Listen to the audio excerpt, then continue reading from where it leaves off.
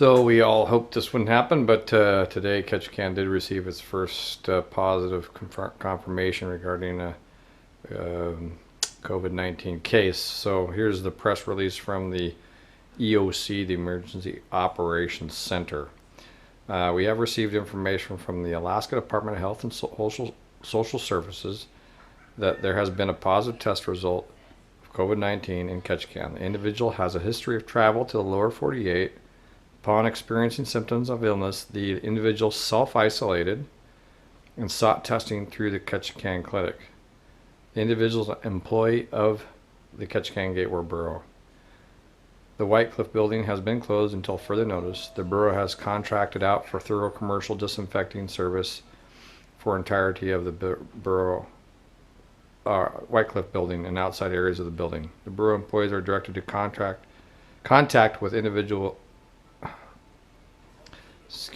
borough employees in direct contact with the individual will be self-isolated for a period of no less than 14 days.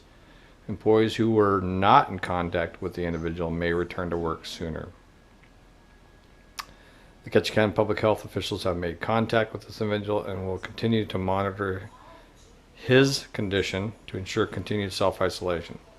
Public health officials will initiate contact investigation and reach out to any person who may have come in contact with the individual. Public health will notify and isolate additional persons as appropriate. So, just as you all may be coming to grips with, the nature of this virus is very tenacious, and it's likely that if you have one positive case, you have many that have not been confirmed. So it's very safe to say that if you live in Ketchikan, this is a community spread and will be, it's here and will be infecting people you know. Well, I did write a series of questions to the EOC that were not responded to. Those questions were, hey, are we going to monitor at the hospital, or are we going to set up screening at the airport?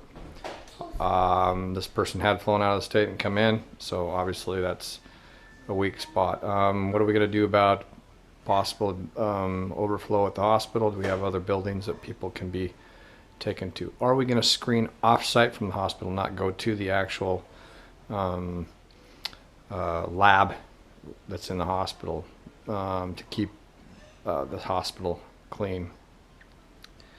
And then just who's on the EOC? What are the names of the folks? So I asked those questions in an email and I don't have a response. If I get a response, I'll broadcast that. So this is, of course, unnerving but expected. So please stay self-isolated and act calmly and be compassionate.